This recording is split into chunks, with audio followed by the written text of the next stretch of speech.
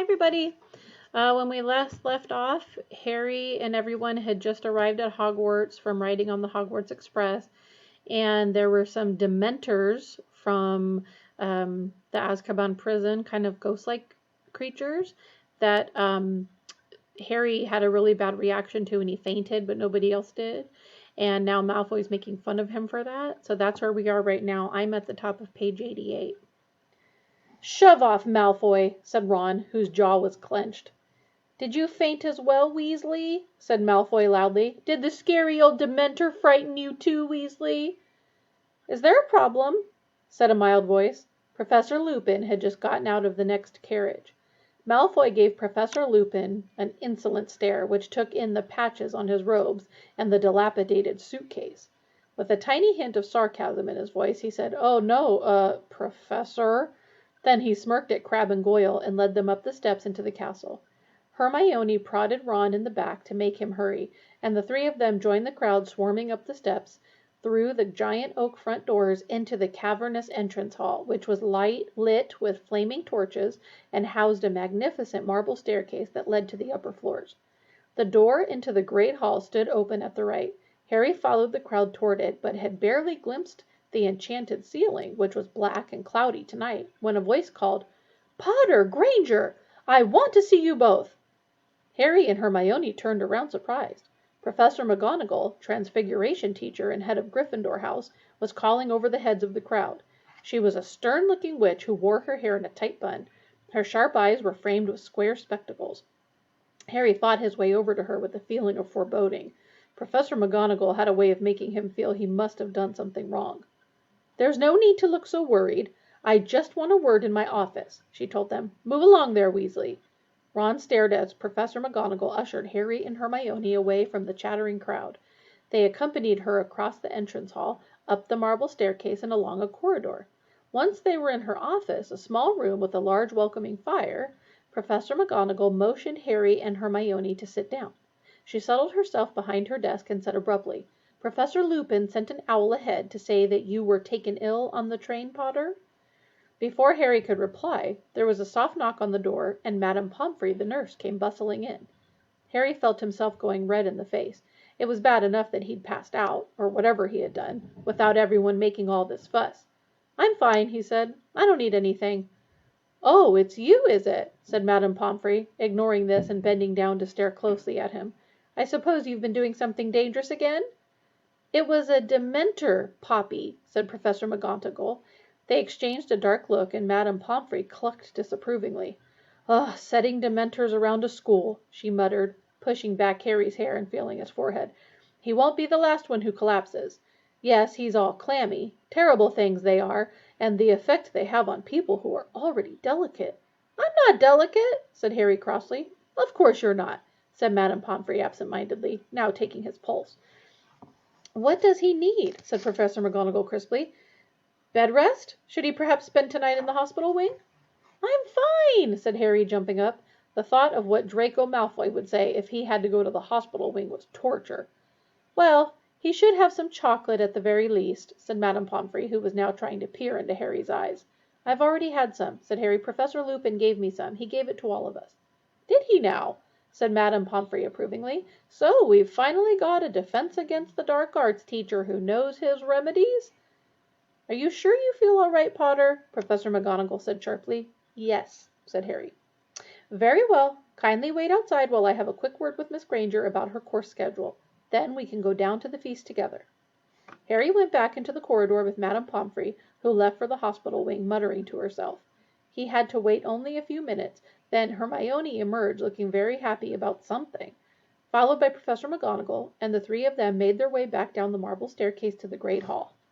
It was a sea of pointed black hats. Each of the long house tables was lined with students, their faces glimmering by the light of thousands of candles, which were floating over the tables in mid-air. Professor Flitwick, who was a tiny little wizard with a shock of white hair, was carrying an ancient hat and a three-legged stool out of the hall. "Oh," said Hermione softly, "we've missed the sorting." New students at Hogwarts were sorted into houses by trying on the sorting hat, which shouted out the house they were best suited to: Gryffindor, Ravenclaw, Hufflepuff, or Slytherin. Professor McGonagall strode off toward her empty seat at the staff table, and Harry and Hermione set off in the other direction as quietly as possible toward the Gryffindor table. People looked around at them as they passed along the back of the hall, and a few of them pointed at Harry. Had the story of his collapsing in front of the Dementor traveled that fast? He and Hermione sat down on either side of Ron, who had saved them seats. "What was all that about?" he muttered to Harry. Harry started to explain in a whisper, but at that moment the headmaster stood up to speak, and he broke off. Professor Dumbledore, though very old, always gave an impression of great energy. He had several feet of long silver hair and beard, half-moon spectacles, and an extremely crooked nose. He was often described as the greatest wizard of the age, but that wasn't why Harry respected him. He couldn't help trusting Albus Dumbledore, and as Harry watched him beaming around at the students, he felt really calm for the first time since the Dementor had entered the train compartment. "Welcome," said Dumbledore, the candlelight shimmering on his beard. "Welcome to another year at Hogwarts. I have a few things to say to you all, and as one of them is very serious, I think it best to get it out of the way before you become befuddled by our excellent feast." Dumbledore cleared his throat and continued. "As you will all be aware, after their search of the Hogwarts Express, our school is presently playing host to some of the Dementors of Azkaban, who are here on Ministry of Magic business." He paused, and Harry remembered what Mr. Weasley had said about Dumbledore not being happy with the Dementors guarding the school. "They are stationed at every entrance to the grounds," Dumbledore continued, "and while they are with us, I must make it plain that nobody is to leave school without permission. Dementors are not to be fooled by tricks or disguises, or even invisibility cloaks," he added blandly, and Harry and Ron glanced at each other. "It is not in the nature of a Dementor to understand pleading or excuses. I therefore warn each and every one of you to give them no reason to harm you. I look to the prefects and our new head boy and girl to make sure that no student runs afoul of the Dementors," he said. Percy, who was sitting a few seats down from Harry, puffed out his chest again and stared around impressively. Dumbledore paused again. He looked very seriously around the hall, and nobody moved or made a sound. "On a happier note," he continued, "I am pleased to welcome 2 new teachers to our ranks this year. First, Professor Lupin, who has kindly consented to fill the post of Defense Against the Dark Arts teacher." There was some scattered, rather unenthusiastic applause. Only those who had been in the compartment on the train with Professor Lupin clapped hard, Harry among them. Professor Lupin looked particularly shabby next to all the other teachers in their best robes. "Look at Snape!" Ron hissed in Harry's ear. Professor Snape, the potions master, was staring along the staff table at Professor Lupin. It was common knowledge that Snape wanted the Defense Against the Dark Arts job, but even Harry, who hated Snape, was startled at the expression twisting his thin, sallow face. It was beyond anger. It was loathing. Harry knew that expression only too well. It was the look Snape wore every time he set eyes on Harry.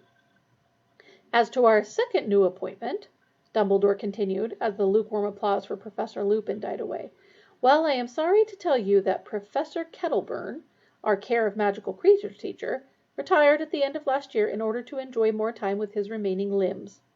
However, I am delighted to say that his place will be filled by none other than Rubus Hagrid, who has agreed to take on this teaching job in addition to his gamekeeping duties." Harry, Ron, and Hermione stared at one another, stunned. Then they joined in with the applause, which was tumultuous at the Gryffindor table in particular. Harry leaned forward to see Hagrid, who was ruby red in the face and staring down at his enormous hands, his wide grin hidden in the tangle of his black beard. "We should have known!" Ron roared, pounding the table. "Who else would have assigned us a biting book?" Harry, Ron, and Hermione were the last to stop clapping, and as Professor Dumbledore started speaking again, they saw that Hagrid was wiping his eyes on the tablecloth. "Well, I think that's everything of importance," said Dumbledore. "Let the feast begin." The golden plates and goblets before them filled suddenly with food and drink. Harry, suddenly ravenous, helped himself to everything he could reach and began to eat. It was a delicious feast. The hall echoed with talk, laughter, and the clatter of knives and forks. Harry, Ron, and Hermione, however, were eager for it to finish so that they could talk to Hagrid. They knew how much being made a teacher would mean to him. Hagrid wasn't a fully qualified wizard. He had been expelled from Hogwarts in his 3rd year for a crime he had not committed. It had been Harry, Ron, and Hermione who had cleared Hagrid's name last year. At long last, when the last morsels of pumpkin tart had melted from the golden platters, Dumbledore gave the word that it was time for them all to go to bed, and they got their chance. "Congratulations, Hagrid!" Hermione squealed as they reached the teacher's table. "All down to you 3, said Hagrid, wiping his shining face on his napkin as he looked up at them. "Can't believe it. Great man, Dumbledore. Came straight down to me hut after Professor Kettleborn said he'd had enough. It's what I always wanted." Overcome with emotion, he buried his face in his napkin, and Professor McGonagall shooed them away. Harry, Ron, and Hermione joined the Gryffindors, streaming up the marble staircase, and, very tired now, along more corridors, up more and more stairs to the hidden entrance to Gryffindor Tower. A large portrait of a fat lady in a pink dress asked them, "Password?" Coming through," Percy called from behind the crowd. "The new password's Fortuna Major." "Oh no," said Neville Longbottom sadly. He always had trouble remembering the passwords. Through the portrait hole and across the common room, the girls and boys divided toward their separate staircases. Harry climbed the spiral stair with no thought in his head except how glad he was to be back. They reached their familiar circular dormitory with its 5 four-poster beds, and Harry, looking around, felt he was home at last. So that was the end of the chapter. And that was the end of chapter 5. And on the next video, I'm going to be starting chapter 6.